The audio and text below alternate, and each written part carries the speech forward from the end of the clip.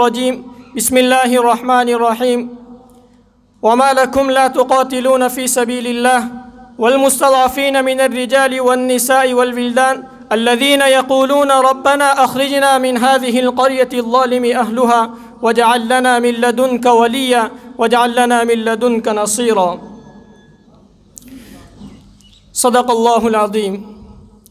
معزز علماء کرام اور قرب و جوار سے آنے والے مہمانان اعظام، السلام علیکم ورحمۃ اللہ وبرکاتہ۔ سب سے پہلے میں آپ تمام حضرات کا تہہ دل سے شکر گزار ہوں کہ آپ نے اپنا قیمتی وقت نکال کر مجلس کو رونق بخشی۔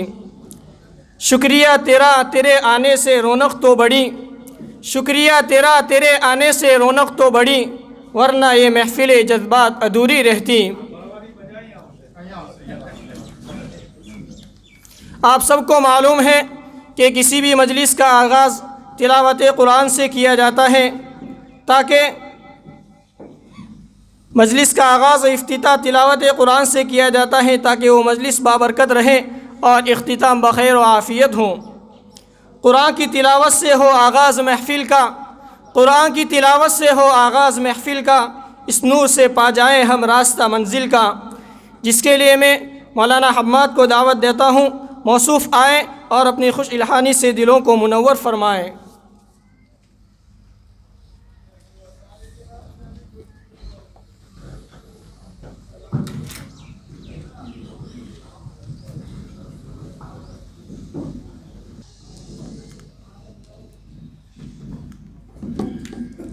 ماشاء اللہ، بہت خوب۔ اب میں نعتیہ کلام پیش کرنے کے لیے مولانا قیام الدین کو دعوت دیتا ہوں کہ موصوف تشریف لائیں اور محفل نعت النبی میں چار چاند لگائیں۔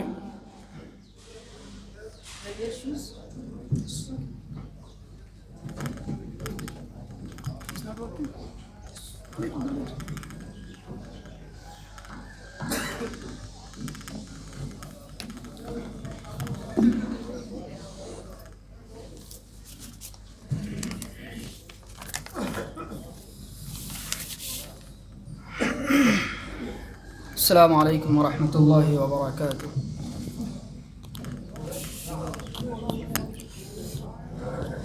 سب سے پہلے درود پاک ایک مرتبہ پڑھ لیں۔ اللہم صلی علی محمد وعلی آل محمد کما صلیت علی ابراہیم وعلی آل ابراہیم انک حمید مجید۔ اللہم بارک علی محمد وعلی آل محمد کما بارکت علی ابراہیم وعلی آل ابراہیم انک حمید مجید۔ آقائے دو جہاں بحر رحمت روا بے کرانہ، ایک نگاہ کرم مہربانہ۔ آقائے دو جہاں بحر رحمت روا بے کرانہ، ایک نگاہ کرم مہربانہ۔ نام لیوا مسلمان تیرے، بھول بیٹھے ہیں فرمان تیرے۔ نام لیوا مسلمان تیرے، بھول بیٹھے ہیں فرمان تیرے۔ راہ سے ہٹ گئے فرقوں میں بٹ گئے شاخسانہ، ایک نگاہ کرم مہربانہ۔ آقائے دو جہاں بحر رحمت روا بے کرانہ، ایک نگاہ کرم مہربانہ۔ تیری امت نے اوصاف بدلے، پھول غیرت کے ہاتھوں سے مسلے۔ تیری امت نے اوصاف بدلے، پھول غیرت کے ہاتھوں سے مسلے۔ بن کے محکوم شر بھٹکے ہیں در بدر سائلانہ، ایک نگاہ کرم مہربانہ۔ آقائے دو جہاں بن کے رحمت روا بے کرانہ، ایک نگاہ کرم مہربانا، جب سے دامان ہاتھوں سے چھوٹا تیری ملت کو غیروں نے لوٹا، جب سے دامان ہاتھوں سے چھوٹا تیری ملت کو غیروں نے لوٹا، ہر طرف خون ہے ظلم مجنون ہے وحشیانہ، ایک نگاہ کرم مہربانا، آقائے دو جہاں بحر رحمت روا بے کرانہ، ایک نگاہ کرم مہربانا، زور آور ہے قانون باطل، دندناتے ہیں ایمان کے قاتل، زور آور ہے قانون باطل، دندناتے ہیں ایمان کے قاتل، لٹ رہی آبرو چار سو کو بکو ظالمانہ، ایک نگاہ کرم مہربانا، آقائے دو جہاں بحر رحمت روا بے کرانہ، ایک نگاہ کرم مہربانا، رونقیں ہیں زمین و زمن میں تیرے دم سے بہار چمن میں، رونقیں ہیں زمین و زمن میں تیرے دم سے بہار چمن میں، گل میں خوشبو تیری فصل گل خو تیری جاویدانہ، ایک نگاہ کرم مہربانا، آقائے دو جہاں بحر رحمت روا بے کرانہ، ایک نگاہ کرم مہربانا، ہے متاع عمل شرم ساری، کچھ بچا ہے تو نسبت تمہاری، ہے متاع عمل شرم ساری، کچھ بچا ہے تو نسبت تمہاری، اپنے افضال کو غم سے بے حال کو مت رلانا، ایک نگاہ کرم مہربانا، آقائے دو جہاں بحر رحمت روا بے کرانہ، ایک نگاہ کرم مہربانا، صلی اللہ علیہ وسلم۔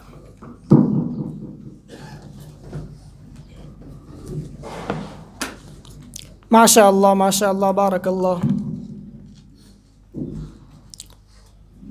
ہم یقینی طور پر جانتے ہیں کہ آج کی سیاست گندگی ہے، لیکن گندگی کو صاف کرنے کے لیے گندگی میں کودنا ہوگا، اپنے حقوق کے لیے لڑنا ہوگا، ہمیں آئین جو حق دیتا ہے اس کے لیے مسلسل کوشش کرنی ہوگی، اپنا حق چھیننا ہوگا، کیونکہ مانگنے سے تو بھیک ملتی ہے، حق چھیننا پڑتا ہے۔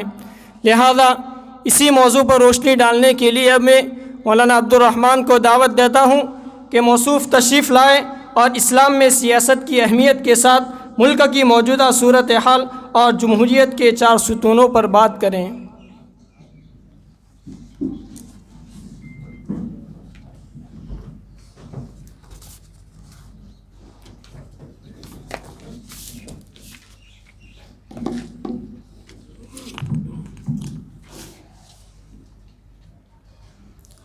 الحمد للہ رب العالمین، والصلاة والسلام علی سید المرسلین وعلی آلہ واصحابہ اجمعین، اما بعد، فاعوذ باللہ من الشیطان الرجیم، بسم اللہ الرحمن الرحیم، وَأَعِدُّوا لَهُم مَّا اسْتَطَعْتُم مِّن قُوَّةٍ وَمِن رِّبَاطِ الْخَيْلِ تُرْهِبُونَ بِهِ عَدُوَّ اللَّهِ وَعَدُوَّكُمْ وَآخَرِينَ مِن دُونِهِمْ لا تعلمونهم اللہ یعلمهم وما تنفقوا من شیء فی سبیل اللہ یوفى الیکم وانتم لا تظلمون۔ صدق اللہ العظیم۔ معزز علماء کرام اور قرب و جوار سے آنے والے مہمانان اعظام، ہم سب جانتے ہیں کہ قوم کی تقویت اور ترقی کا راز تعلیم میں ہے۔ سارے شعبے اسی پر منحصر ہے۔ دینی و عصری تعلیم کے راستے سے معیشت کا استحکام منظم طور پر ہوتا ہے۔ جب معیشت اور تعلیم کے زیور سے سماج آراستہ ہوتا ہے تو معاشرے کو تقویت ہوتی ہے، سماج میں سیاست کی سوجھ بوجھ پیدا ہوتی ہے۔ پھر یہی تقویت یافتہ سماج اخلاق، ہمدردی، انصاف، آزادی اور تحفظ سے لیس ہوتا ہے۔ پھر دعوت کے مواقع میسر ہوتے ہیں، اس سے اپنوں اور غیروں میں اسلام کی صحیح ترجمانی کرنا ممکن ہو جاتی ہے۔ آج چونکہ تعلیم و معیشت انفرادی اعتبار سے ترقی کا سبب ہے، مگر اجتماعی اعتبار سے ترقی کا سبب نہ ہونے کی وجہ سے معاشرے کا توازن بگڑا ہوا ہے۔ تعلیم یافتہ افراد اور مالدار سماج سے کٹ کر زندگی جی رہے ہیں، جس کے نتیجے میں ان کے خاندان اور ان کے گھرانے ان کی انفرادی ترقی کا سبب تو ہے، مگر معاشرے سے جوڑ نہ ہونے کی وجہ سے، معاشرے سے تال میل نہ ہونے کی وجہ سے ہمارا معاشرہ خود غرضیوں میں دھستا جا رہا ہے، جس سے ہماری اجتماعیت پارا پارا ہی نہیں بلکہ عداوتوں کو جنم دے رہی ہے۔ ایک فرد سے دوسرے فرد کو فائدہ نہ ملنے کی وجہ سے، ہمدردی نہ ملنے کی وجہ سے، مدد نہ ملنے کی وجہ سے ہمارے اندر تکبر، حسد، بغض، کینہ جیسی نت نئی بیماریاں پیدا ہو رہی ہے۔ اس لیے آج سماج کو درست کرنا سب سے زیادہ ضروری امر ہے، اور یہ بیان سے زیادہ عملی شکل اختیار کرنے سے قابو میں آ سکتا ہے۔ اس کے لیے اجتماعی طور پر فکرے کرنا اور ان اجتماعی فکروں کی بیداری کے ساتھ ساتھ ان اسباب کا جاننا بھی ضروری ہے۔ اب وہ اسباب کیا ہے؟ ان میں سے کچھ اسباب تو وہ ہے کہ جن کا تعلق انفرادیت کے ساتھ ہے، مثلا تعلیم اور معیشت، اور ان میں سے کچھ اسباب وہ ہے جن کا تعلق اجتماعیت کے ساتھ ہے، مثلا سیاست۔ سیاست ایک ایسا سبب ہے کہ جس کا فائدہ انفرادی طور پر تو کم ہے، لیکن اس کا فائدہ اجتماعیت پر منحصر ہے۔ جو سیاست سماج کی تقویت کا بہترین ذریعہ تھا، آج ہم نے اس کو بالکل لیا چھوڑ دیا، بلکہ اس کے دیندار لوگوں نے تو اس کو گالی بنا لیا اور اس کے کرنے کو فاسقوں کا عمل گردانا۔ اس کی وجہ صرف اور صرف یہی ہے کہ ہم نے بھی سیاست کو اسی مفہوم میں لیا جو آج دنیا میں رائج ہے۔ دنیا کے نزدیک سیاست کا مفہوم الگ ہے، اسلام کے نزدیک سیاست کا مفہوم الگ ہے۔ اسلام کے نزدیک سیاست کا مفہوم کفر و شرک کا خاتمہ، بدعات و خرافات کا خاتمہ، ظلم کا خاتمہ، ظالموں کا خاتمہ، کمزوروں کی اعانت کرنا، مظلوموں کی مدد کرنا، حق والے کو اس کا حق دلانا، انصاف و مساوات کو قائم کرنا، ترقی کے یکساں اسباب مہیا کرنا تاکہ ہر ایک آزادی کے ساتھ زندگی گزار سکے۔ اور دنیا کے نزدیک سیاست کا مفہوم حکومت کی پاور سے اپنے اغراض و مفادات کو پورا کرنا، کمزوروں کو دبانا، اپنے غلط نظریات کو لوگوں پر مسلط کرنا، لوگوں کو جھوٹ بولنا، لوگوں کو دھوکہ دینا وغیرہ وغیرہ۔ آج چونکہ ہم نے بھی سیاست کو اسی مفہوم میں لیا ہے، اس وجہ سے ہم ملکی سیاست سے تو دور ہے ہی، بلکہ ہمارے اندر سیاست کا شعور تک نہیں۔ حالانکہ اسلام نے تقویت کے جو اسباب وضع کیے ہیں وہ سب کے سب سیاست کے ساتھ خاص ہے۔ اسلام نے انصاف کی بات کی، اسلام نے مساوات کی بات کی، اسلام نے تحفظ کی بات کی، اسلام نے آزادی کی بات کی، اور ان تمام کو قابو کرنے کا تعلق سیاست کے ساتھ خاص ہے۔ یہ بات الگ ہے کہ آج کی سیاست گندی ہے، مگر سوال یہ ہے کہ اگر آج بھی اس کے اندر اسلامی نظریے کے لوگ اپنی ذمہ داری اور امانت کے احساس کے ساتھ لگ جائے تو اسی سیاست کے ذریعے انصاف کو قائم کر سکتے ہیں، اسی سیاست کے ذریعے مساوات کو قائم کر سکتے ہیں، اسی سیاست کے ذریعے تحفظ فراہم کر سکتے ہیں، اسی سیاست کے ذریعے لوگوں کو آزادی مہیا کرا سکتے ہیں، اسی سیاست کے ذریعے اسلامی تعلیمات کو عام کر سکتے ہیں، اسی سیاست کے ذریعے سماج کی ترقی کر سکتے ہیں۔ محترم سامعین، جس سماج میں ہم ہیں ہم سب کی دینی و اخلاقی ذمہ داری ہے کہ اس کی ترقی ہو۔ اچھے سماج کا قیام ہی بعثت نبی کا مقصود رہا ہے۔ جس سماج میں توحید، رسالت اور آخرت کا تصور ختم ہو جاتا ہے، وہاں دینی و دنیاوی خرافات عام ہو جاتی ہے، خود غرضیاں عام ہو کر سماج بکھر جاتا ہے، اور اسلامی سیاست کا مقصود تو ان تمام برائیوں کا سد باب ہے۔ آپ تاریخ اٹھا کر دیکھ لیجئے، جتنے بھی انبیاء آئے ان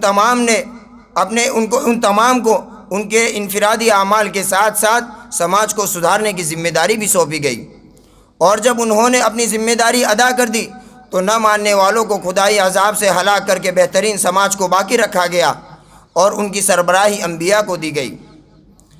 لیکن چونکہ آپ صلی اللہ علیہ وسلم آخری نبی ہے، آپ کے بعد کوئی نبی آنے والا نہیں ہے، آپ خاتم النبیین ہیں، اس لیے انبیاء کی ذمہ داری اس امت کے سر پر ڈالی گئی، اور آج اس کے لیے ہمارا دیندار اور دانشور طبقہ فکر مند بھی ہے، مگر بغیر حکومت کے وہ صرف ترغیب تک محدود رہ سکتا ہے، جس کی وجہ سے ان کی کاوشوں کا، ان کی محنتوں کا اثر تو محدود ہے، مگر ہماری برائیاں دن بدن لامحدود پھیلتی جا رہی ہیں۔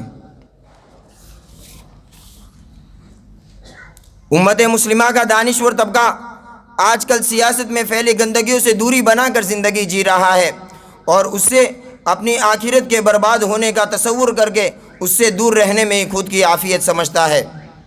یہ بات 100% صحیح ہے کہ آج کی سیاست گندی ہے، مگر ہم ذرا غور کریں کہ ہم اس کے اندر گھس کر اس کو درست کرنے کی فکر نہیں کریں گے تو باطل اور اسلام دشمن طاقتیں اس پر قابض ہو کر سرے سے اسلام کے خاتمے کے لیے کوشش کریں گے، اور آج بہت حد تک وہ قابض بھی ہو چکے ہیں، جس کے نتیجے میں مسلمان باوجود آئین سے ملے ہوئے سارے حقوق کے ہوتے ہوئے بے بس و لاچار ہے۔ اس لیے چاہے و نہ چاہے ہمیں آج اپنے وجود کو باقی رکھنے کے لیے، شاعر اسلام کو باقی رکھنے کے لیے اس میں کودنا تو پڑے گا۔ ہمارا ملک جمہوری ہے، ہماری تعداد کے اعتبار سے حکومت میں حصے داری ہمارا اپنا حق ہے، اس لیے اب ہمیں اپنے نجی اختلافات سے اوپر ہو کر اس کو حاصل کرنا ضروری ہے، تاکہ پارلیمنٹ میں اسلام اور مسلم مخالف قانون کو روکا جا سکے۔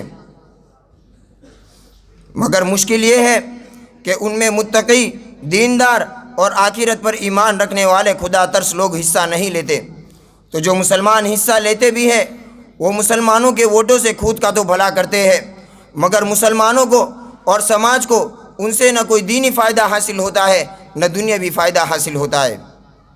پھر یہی مسلم لیڈر مسلمانوں کے ووٹوں کو کسی پارٹی کے پاس گروی رکھ کر پارٹی کے مفاد کے لیے کام کرتے ہیں، حتیٰ کہ ان کی آواز پارٹی کی آواز بن جاتی ہے۔ مسلم مسائل میں وہ پارٹی سے اوپر اٹھ کر بات نہیں کر سکتے، اگر بات کریں گے بھی تو پارٹی ان کو باہر کا راستہ دکھا دے گی۔ مسلمانوں کی بڑی بڑی تنظیمیں ہیں، لیکن وہ نہ خود اس میں حصہ لیتی ہے اور نہ پیچھے سے کوئی لاحیہ عمل طے کرتی ہے، اور نہ چھوٹی چھوٹی جماعتوں کو جمع کرنے کی کوشش کرتی ہے، جس کے نتیجے میں ہم 20-25% ہو کر بھی ناکام و نامراد ہیں۔ بلکہ اب تو ساری پارٹیاں ہم سے دوری بنانے میں خود کی عافیت سمجھتی ہے۔ ہماری نیشنل لیول پر کوئی پارٹی نہیں، جبکہ 7-8% والوں کی خود کی پارٹیاں ہیں، اور ایسی پارٹیاں یو پی جیسی ریاست کی باغ ڈور ہتھیانے میں کامیاب بھی رہی ہے۔ مگر مسلمان 20-25% ہو کر بھی ناکام و نامراد ہے۔ اس کی واحد وجہ عموماً دیندار اور دانشور طبقے کا سیاست کو دین سے الگ سمجھنا، اسی لیے وہ سیاست کی عمومی بیداری کے لیے فکر بھی نہیں کرتا، حالانکہ سیاست کا دین کے ساتھ ایک گہرا تعلق ہے۔ قرآن کی اکثر آیات کا تعلق سیاست کے ساتھ ہے۔ سیاسی مسائل سے بے خبر رہنا امت مسلمہ کے حق میں جرم عظیم ہے، بلکہ اسلام تو اس بات کا حکم دیتا ہے کہ معاشرے میں کمزور اور مظلوم انسانوں کی مدد کی جائے، ان کے حقوق کے لیے آواز بلند کی جائے۔ ارشاد خداوندی ہے وَمَا لَكُمْ لَا تُقَاتِلُونَ فِي سَبِيلِ اللَّهِ وَالْمُسْتَضْعَفِينَ مِنَ الرِّجَالِ وَالنِّسَاءِ وَالْوِلْدَانِ الَّذِينَ يَقُولُونَ رَبَّنَا أَخْرِجْنَا مِنْ هَذِهِ الْقَرْيَةِ الظَّالِمِ أَهْلُهَا۔ بلکہ اللہ تعالیٰ لعنت بھیجتے ہیں ایسے لوگوں پر جو معاشرے میں پھیلی برائیوں پر خاموشی اختیار کرتے ہیں اور انہیں دور کرنے کے لیے ذرہ برابر کوشش بھی نہیں کرتے۔ ارشاد ربانی ہے، لعن الذین کفروا من بنی اسرائیل علی لسان داود وعیسی ابن مریم ذلک بما عصوا وکانوا یعتدون۔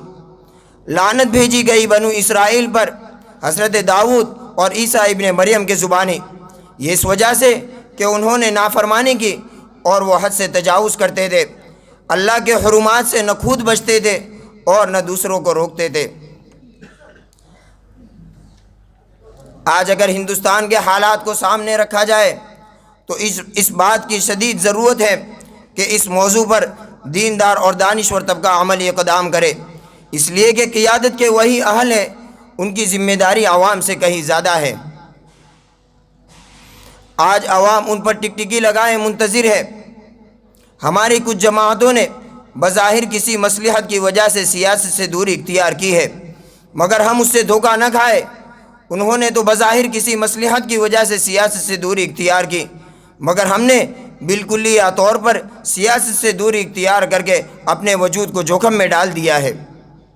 آج ہمارے اس کے دور رہنے کی وجہ سے دشمنان اسلام پارلیمنٹ میں اکثریت میں آتے ہیں، پھر من چاہے اسلام اور مسلم مخالف قانون پاس کرتے ہیں۔ محترم سامعین، میں ایک بات عوام سے بھی کہتا ہوں کہ ہمارا دیندار اور دانشور طبقہ اپنی قیمتی زندگی دین کی خدمت میں صرف کر ہی رہا ہے، مگر کیا تم اتنا بھی نہیں کر سکتے کہ 18 سال کے ہر فرد کا نام ووٹنگ لسٹ میں رجسٹر ہو جائے؟ کیا آپ ووٹنگ کے دن قربانی دے کر سارے لوگوں کی ووٹنگ نہیں کرا سکتے؟ کیا آپ اپنے لوگوں کی شکایت پنچایت تک نہیں لے جا سکتے؟ کیا آپ مظلوموں کی مدد نہیں کر سکتے؟ کیا آپ گورنمنٹ کی اسکیمیں ان کے اہل تک نہیں پہنچا سکتے؟ اگر ایسا بھی نہ کر سکے تو ہمارا سماج اور ہمارا گاؤں کیسے ترقی کرے گا؟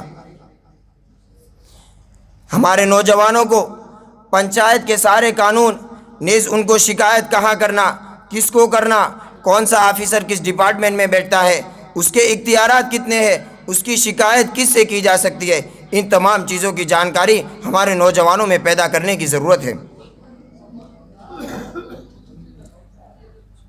آج ہم سے عموماً ایک بھول یہ بھی ہوتی ہے کہ ہم نے سیاست صرف سرپنچ، ایم پی اور ایم ایل اے کے عہدوں کو سمجھا ہے جو کہ چند سال کے لیے چنے جاتے ہیں۔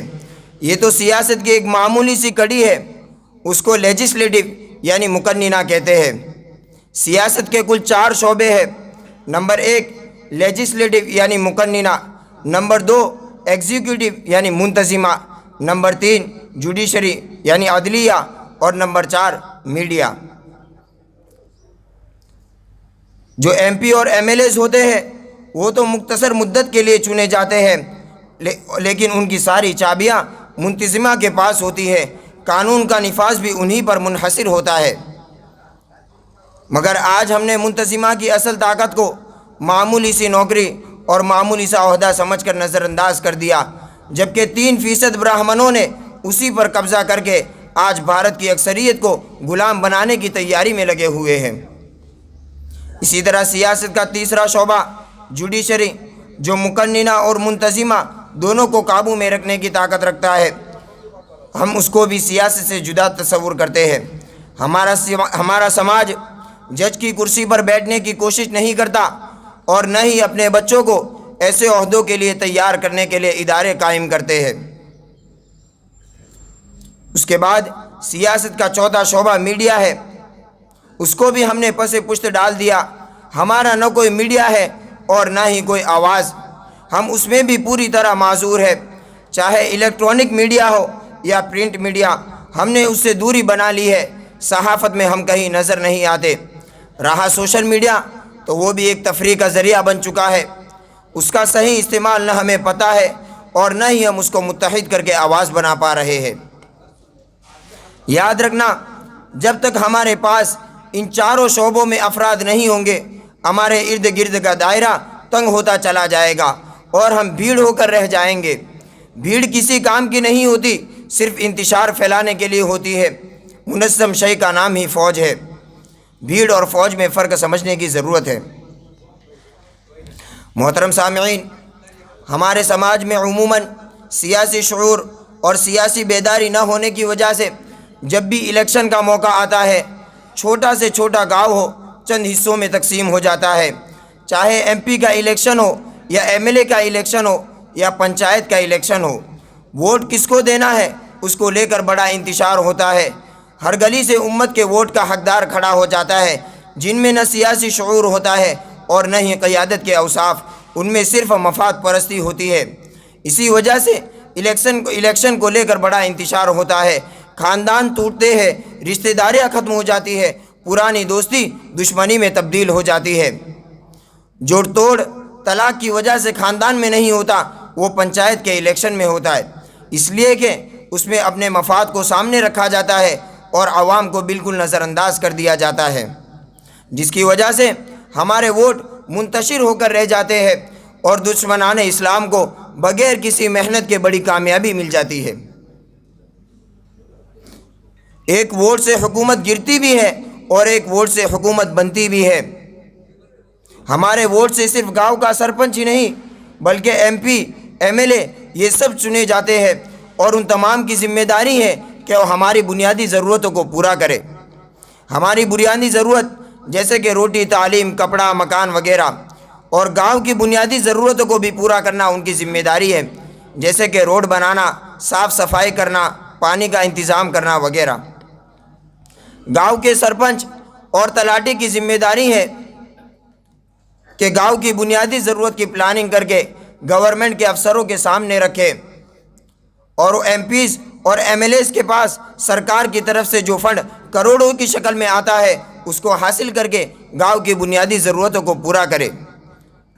ان ایم پیز اور ایم ایل ایز کے پاس جو فنڈ آتا ہے وہ ان کی ملکیت کا نہیں ہوتا، بلکہ ہم جی ایس ٹی کی شکل میں جو ٹیکس دیتے ہیں، ہم جو بھی چیزیں استعمال کرتے ہیں اس میں ٹیکس لگا کر ہم سے اس میں ٹیکس لیا جاتا ہے، اسی ٹیکس کے پیسوں میں سے وہ فنڈ آتا ہے، اور اسی فنڈ کے پیسوں میں سے ہماری بنیادی ضرورتوں کو پورا کرنا ہوتا ہے۔ لیکن آج ہماری بنیادی ضرورتیں پوری نہیں ہوتی، ہمارے نام سے آیا ہوا فنڈ ان کے اپنے مفادات کو پورا کرنے کے لیے استعمال ہوتا ہے۔ اسی مفاد کو پورا کرنے کے لیے تو الیکشن کے موقع پر جھگڑے ہوتے ہیں۔ اس لیے ہم سب کی ذمہ داری ہے کہ ہم جس کو بھی منتخب کر کے لائے ان کا احتساب کرے کہ گاؤں کی بنیادی ضرورتوں کو کس قدر پورا کیا گیا۔ ان کا احتساب کرنے کے لیے حکومت نے ہمیں آر ٹی آئی کا قانون بھی دیا ہے، جس کے ذریعے ہم سرپنچ سے لے کر چیف منسٹر بلکہ پرائم منسٹر تک کا احتساب کر سکتے ہیں، اور تلاٹی سے لے کر کلیکٹر تک کا احتساب کر سکتے ہیں۔ لیکن آج ہم ان کا احتساب نہیں کرتے، اس وجہ سے ہمارے نام سے آیا ہوا فنڈ دوسرے کاموں میں استعمال ہوتا ہے۔ اس لیے ہماری ذمہ داری ہے کہ ہم اپنا قائد اور لیڈر ایسے آدمی کو منتخب کریں جو امانت دار ہو، سچا ہو، آخرت میں جواب دہی کا خوف ہو، ہمارے علاقے کے مسائل سے واقف ہو، ذہنی اور جسمانی اعتبار سے صحت مند ہو۔ ایسے شخص کو شریعت نے بھی قیادت کے لیے پسند کیا ہے۔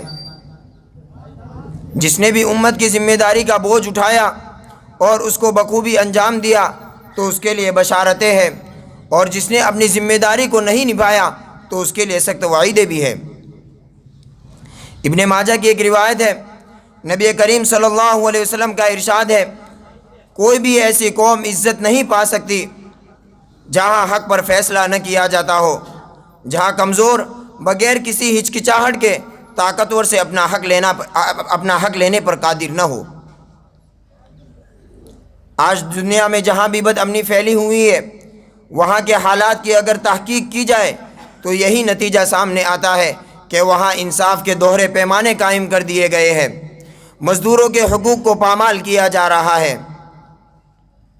اسی طرح مسند احمد کی ایک روایت ہے، نبی کریم صلی اللہ علیہ وسلم کا ارشاد ہے، جب تک ذمہ داروں میں اسی صفت باقی رہے گی کہ جب ان سے فریاد کی جائے تو رحم دلی سے کام لے، جب فیصلہ کرے تو عدل و انصاف کرے، جب مال تقسیم کرے تو برابر سرابر کرے، جو ایسا نہیں کرے گا تو اس پر اللہ کی، فرشتوں کی اور سب لوگوں کی فٹکار ہے۔ ایسے ذمہ داروں کی نہ فرض عبادت قبول ہوتی ہے اور نہ نفل عبادت۔ اور جس نے امت کی ذمہ داری کا بوجھ اٹھایا تو اس کے لیے بشارتیں بھی ہے۔ بخاری کی ایک روایت ہے، نبی کریم صلی اللہ علیہ وسلم کا ارشاد ہے، خوش نصیب ہے وہ لوگ جو میدان محشر میں عرش کے سائے میں ہوں گے۔ ان میں سب سے اول نمبر پر انصاف کرنے والے ذمہ دار کو شامل کیا گیا۔ اسی طرح طبرانی کی ایک روایت ہے، نبی کریم صلی اللہ علیہ وسلم کا ارشاد ہے، عادل بادشاہ کا ایک دن 60 سال کی عبادت سے بڑھ کر ہے۔ اب ان چیزوں کے لیے کیا لاحی عمل ہو اس پر غور کرنے کی ضرورت ہے۔ مذکورہ تمام باتوں سے دو چیزیں سمجھ میں آتی ہے کہ سیاست ایک اجتماعی عمل ہے اور وہ اجتماعی فکروں کے ساتھ ہی حل ہو سکتا ہے۔ نمبر 2 کہ سیاست ایک طاقت ہے۔ نمبر 1 کہ سیاست ایک اجتماعی عمل ہے، تو اجتماعی عمل ہونے کی وجہ سے اس کی عمومی بیداری ضروری ہے۔ قائدین ہو، عوام، خواص، مرد، عورت، بچہ، غرض یہ کہ جو بھی امت کا حصہ ہو سب کا اس میں تعاون درکار ہے۔ اس کے لیے بار بار اس کے مشورے، مجلسیں اور فکریں اتنی ہو کہ بچوں اور عورتوں تک کے اندر سیاست کا شعور بیدار ہو جائے اور وہ اس کو اپنی ذمہ داری سمجھنے لگے۔ دوسری چیز کہ سیاست ایک طاقت ہے، تو یہ طاقتیں ہر زمانے کے اعتبار سے مختلف ہے۔ آج کی طاقت کیا ہے؟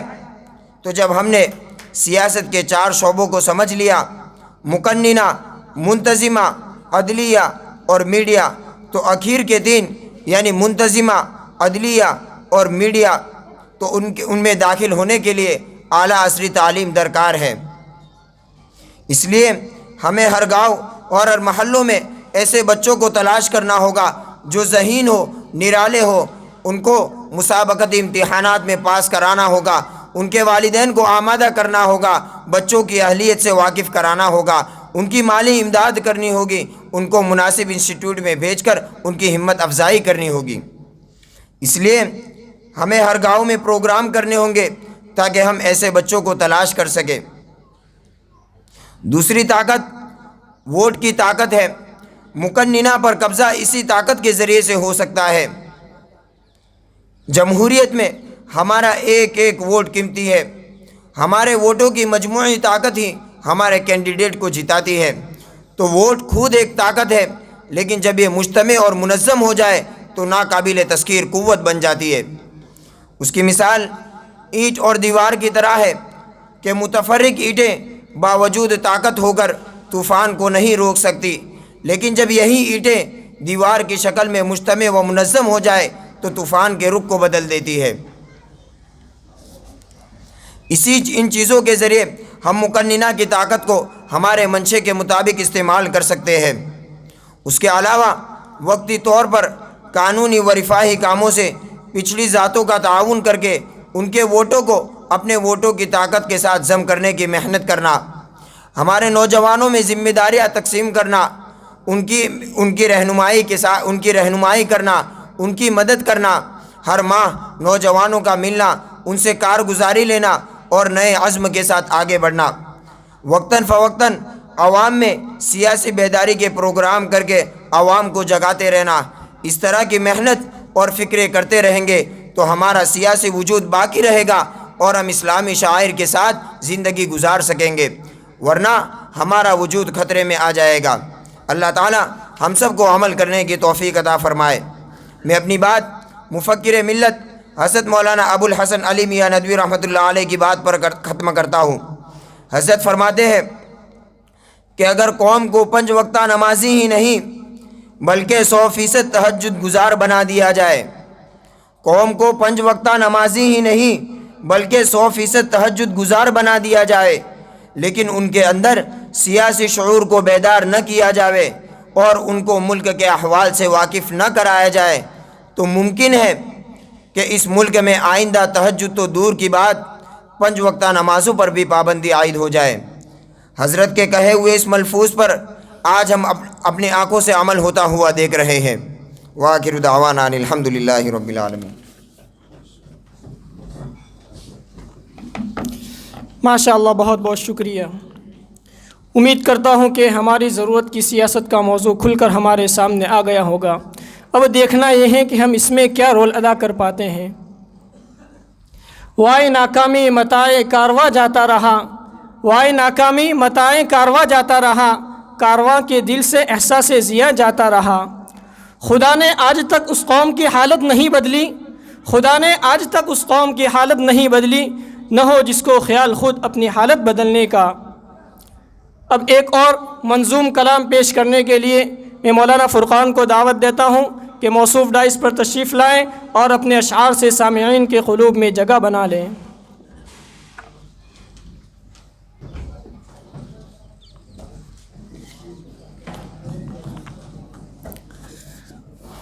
بسم اللہ الرحمن الرحیم۔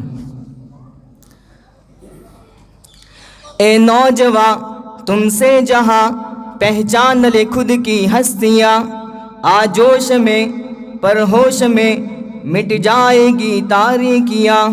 اے نوجواں تم سے جہاں پہچان لے خود کی ہستیاں، آجوش میں پرہوش میں مٹ جائے گی تاریکیاں۔ اب ہے کیا سوچنا، اب ہے کیا دیکھنا، اب ہے کیا سوچنا، اب ہے کیا دیکھنا، اب تو بس فیصلہ کر کے آگے بڑھو۔ اب ہے کیا سوچنا، اب ہے کیا دیکھنا، اب تو بس فیصلہ کر کے آگے بڑھو۔ اس سے پہلے تمہیں قتل کر دے کوئی، اس سے پہلے تمہیں قتل کر دے کوئی، اب شہادت کے بس تم ارادے کرو۔ اس سے پہلے تمہیں قتل کر دے کوئی، اب شہادت کے بس تم ارادے کرو۔ کیوں دیا ہے بولا اپنے اسلاف کو، ان کے جرت برے سارے اوصاف کو، وہ سبق تو دوہرا جو بڑوں نے دیا، وہ سبق تو دوہرا جو بڑوں نے دیا۔ ایک اللہ کے غیظ و غضب سے ڈرو۔ اب ہے کیا سوچنا، اب ہے کیا دیکھنا، اب ہے کیا سوچنا، اب ہے کیا دیکھنا، اب تو بس فیصلہ کر کے آگے بڑھو۔ اس سے پہلے تمہیں قتل کر دے کوئی، اس سے پہلے تمہیں قتل کر دے کوئی، اب شہادت کے بس تم ارادے کرو۔ اے نوجواں تم سے جہاں پہچان لے خود کی ہستیاں، آجوش میں پرہوش میں مٹ جائے گی تاریکیاں۔